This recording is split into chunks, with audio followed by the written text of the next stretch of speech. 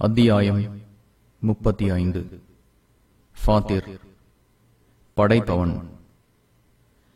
அளவற்ற அருளாளனும் நிகரற்ற அன்புடையோனுமாகிய அல்லாஹ்வின் திருப்பெயரால். வானங்களையும் பூமியையும் படைத்த அல்லாஹுக்கே எல்லா புகழும்.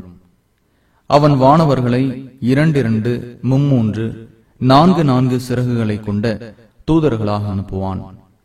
அவன் நாடியதை படைப்பில் அதிகமாக்குவான்.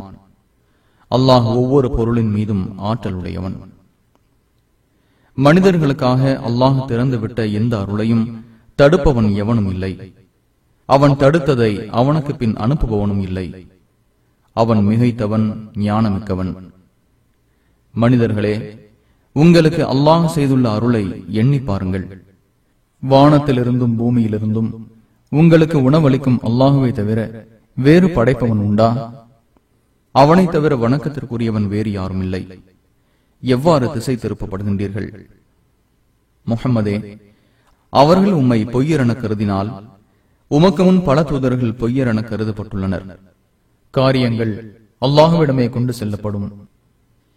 மனிதர்களே, அல்லாஹுவின் வாக்குறுதி உண்மையானது. இவ்வுலக வாழ்வு உங்களை ஏமாற்றிவிட வேண்டாம். ஏமாற்றுபவன் அல்லாஹ் விஷயத்தில் உங்களை ஏமாற்றிவிட வேண்டாம். ஷைத்தான் உங்களுக்கு எதிரியாவான். அவனை எதிரியாகவே ஆக்கிக் கொள்ளுங்கள். நரகவாசிகளாக ஆவதற்காகவே அவன் தனது கூட்டத்தாரை அழைக்கின்றான். நிராகரிப்போருக்கு கடுமையான வேதனை உண்டு. நம்பிக்கை கொண்டு நல்லறங்கள் செய்வோருக்கு மன்னிப்பும் பெரிய கூலியும் உண்டு. யாருக்கு தனது தீய செயல் அழகாக காட்டப்பட்டு அதை அழகானதாக கருதினானோ அவனா சொர்க்கவாசி. தான் நாடியோரை அல்லாஹ் வழிகேட்டில் விடுகின்றான். தான் நாடியோருக்கு நேர் வழி காட்டுகின்றான். முஹம்மதே, அவர்களுக்காக கவலைப்பட்டு உமது உயிர் போய்விட வேண்டாம். அவர்கள் செய்வதை அல்லாஹ் அறிந்தவன். அல்லாஹ்வே காற்றை அனுப்புகிறான். அது மேகத்தை களைத்து விடுகிறது. இறந்த ஊருக்கு அதை பொழிவிக்கின்றோம். அதன் மூலம் இறந்த பூமியை உயிர்ப்பிக்கிறோம். மீண்டும் எழுப்புவதும் இவ்வாறே. யாரேனும் கண்ணியத்தை நாடினால் கண்ணியம் யாவும் அல்லாஹுக்கே உரியது. தூய சொற்கள் அவனிடமே மேலேறி செல்லும். நல்லறம் அதை உயர்த்தும். தீய காரியங்களில் சூழ்ச்சி செய்வோருக்கு கடுமையான வேதனை உண்டு. அவர்களின் சூழ்ச்சிதான் அழியும். அல்லாஹ் உங்களை மண்ணாலும் பின்னர் விந்து துளியாலும் படைத்தான். பின்னர் உங்களை ஜோடிகளாக அமைத்தான். ஒரு பெண் கருவுறுவதும் ஈன்றெடுப்பதும் அவனுக்கு தெரியாமல் இருப்பதில்லை. ஒருவனுக்கு வாழ்நாள் வழங்கப்படுவதும் அவனது வாழ்நாள் குறைக்கப்படுவதும் பதிவேட்டில் இல்லாமல் இல்லை. இது அல்லாஹுக்கு எளிதானது. 2 கடல்கள் சமமாகாது. இது இனிமையானதும் அடர்த்தி குறைந்ததும் அருந்த ஏற்றதுமாகும். அதுவோ உப்பும் கசப்பும் உடையது. ஒவ்வொன்றிலிருந்தும் பசுமையான மாமிசத்தை உண்ணுகின்றீர்கள். நீங்கள் அணிகின்ற ஆபரணத்தை அதிலிருந்து வெளிப்படுத்துகின்றீர்கள். நீங்கள் அவனது அருளை தேடவும் நன்றி செலுத்திடவும் அதை கிழித்துக் கொண்டு கப்பல்கள் செல்வதை காண்கின்றீர். அவன் இரவை பகலில் நுழைக்கிறான், பகலை இரவில் நுழைக்கிறான். சூரியனையும் சந்திரனையும் தன் கட்டுப்பாட்டில் வைத்திருக்கின்றான். ஒவ்வொன்றும் குறிப்பிட்ட காலக்கெடு வரை செல்கின்றன. அவனே அல்லாஹ் உங்கள் இறைவன். அவனுக்கே அதிகாரம். அவனன்று நீங்கள் யாரை அழைக்கிறீர்களோ அவர்கள் அணுவளவும் அதிகாரம் படைத்தவர்கள் அல்லர்.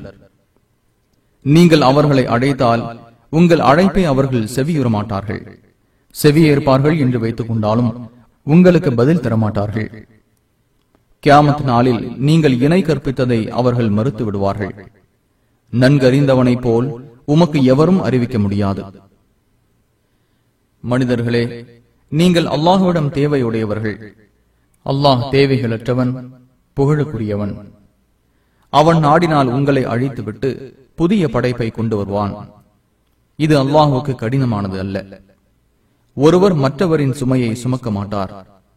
கனத்த சுமையுடையவன் அதை சுமக்குமாறு யாரையேனும் அழைத்தால் அழைக்கப்படுபவன் உறவினராக இருந்தாலும் அதிலிருந்து எதுவும் அவன் மீது சுமத்தப்பட மாட்டாது.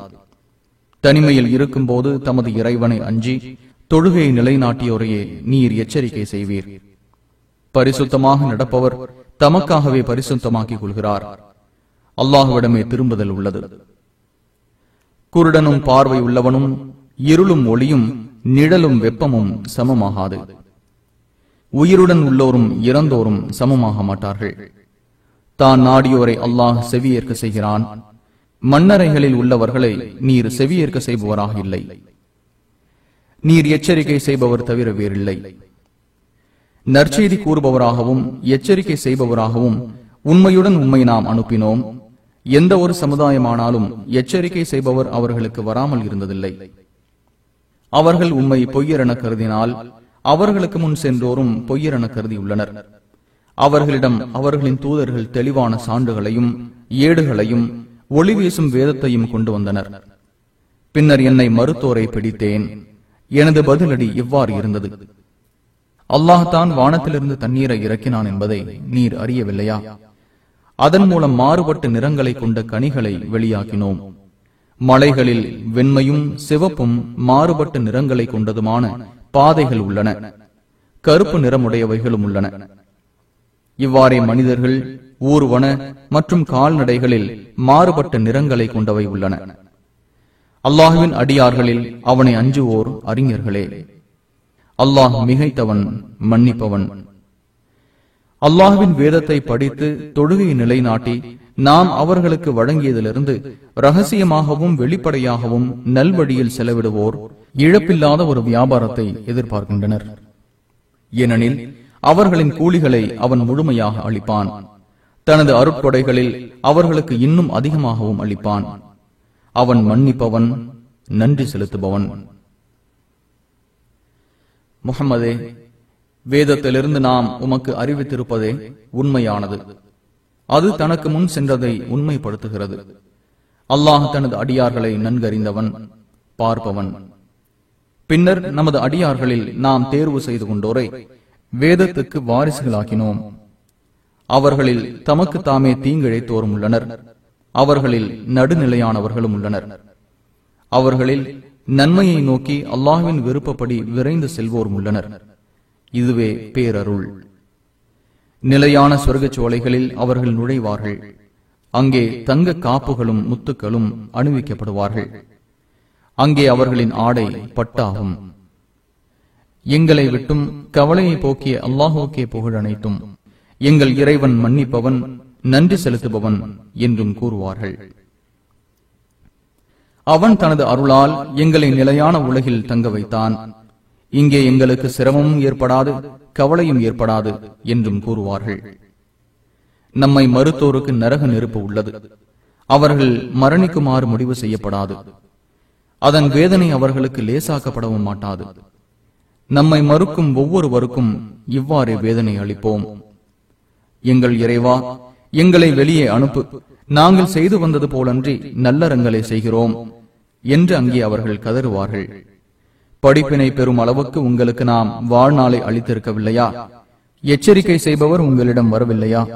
எனவே அனுபவியுங்கள்.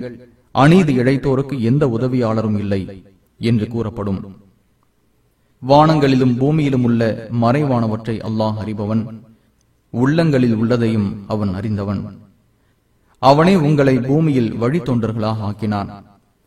யாரேனும் ஏக இறைவனை மறுத்தால் அவரது மறுப்பு அவருக்கே எதிரானது. மறுப்போருக்கு அவர்களின் மறுப்பு அவர்களின் இறைவனிடம் கோபத்தை தவிர அதிகமாக்காது. மறுப்போருக்கு அவர்களின் மறுப்பு இழப்பை தவிர அதிகமாக்காது. அல்லாஹுவை அன்றி நீங்கள் அழைக்கின்ற உங்கள் தெய்வங்கள் பூமியில் எதனை படைத்தன என்று எனக்கு காட்டுங்கள். அல்லது வானங்களிலாவது அவர்களுக்கு பங்கு உண்டா என்பதற்கு பதில் சொல்லுங்கள் என்று கேட்பீராக. அல்லது அவர்களுக்கு நாம் ஒரு வேதத்தை அளித்து அதனால் கிடைத்த தெளிவில் அவர்கள் இருக்கின்றார்களா? இல்லை. இந்த அநியாயக்காரர்களில் ஒருவருக்கொருவர் மோசடியை வாக்களிக்கின்றனர்.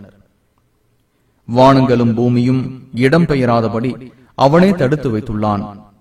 அவ்விரண்டும் இடம்பெயருமானால் அவனின்றி எவரும் அவற்றை தடுத்து நிறுத்த முடியாது. அவன் சகிப்பு தன்மையுடையவனாகவும் மன்னிப்பவனாகவும் இருக்கின்றான். தங்களிடம் எச்சரிக்கை செய்பவர் வந்தால் எந்த ஒரு சமுதாயத்தையும் விட தாங்கள் நேர்வழி பெற்றோர் ஆவதாக அல்லாஹ்வின் மீது உறுதியாக சத்தியம் செய்தார்கள். அவர்களிடம் எச்சரிக்கை செய்பவர் வந்தபோது அது அவர்களுக்கு வெறுப்பையும் பூமியில் பெருமை அடிப்பதையும் கெட்ட சூழ்ச்சியையும் தவிர வேறு எதையும் அதிகமாக்கவில்லை. கெட்ட சூழ்ச்சி அதை செய்தோரையே சூழ்ந்து கொள்ளும். முன்னோரின் கதியை தவிர வேறு எதையும் அவர்கள் எதிர்பார்க்கின்றார்களா? அல்லாஹுவின் நடைமுறையில் எந்த மாற்றத்தையும் காண மாட்டீர்.